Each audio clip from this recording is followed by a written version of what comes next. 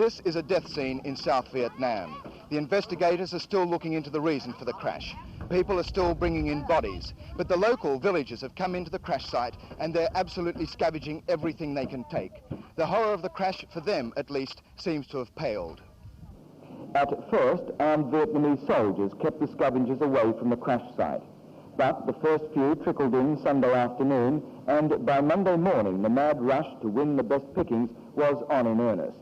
The guards at the scene joined in, despite the fact that the investigators were still looking for vital evidence amongst the wreckage. The Americans are now racing against time to complete their work before everything of importance has been taken away.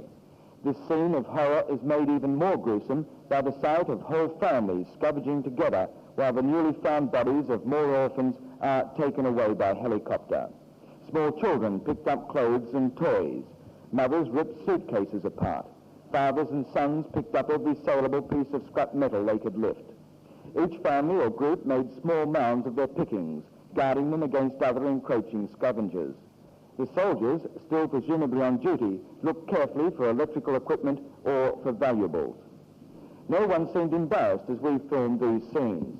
None stopped the feverish effort to win what they could from the wreckage in which nearly 200 human beings died on Friday night.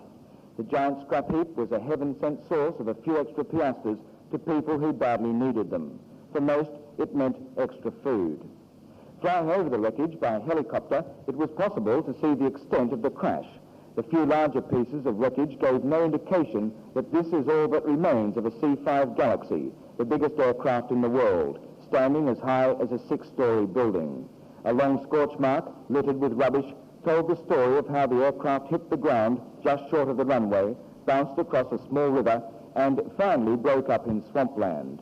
As one ironic American remarked, within a few weeks, all that will remain is the scorch mark. 𝗔𝗽𝗿𝗶𝗹, ABC News, Saigon.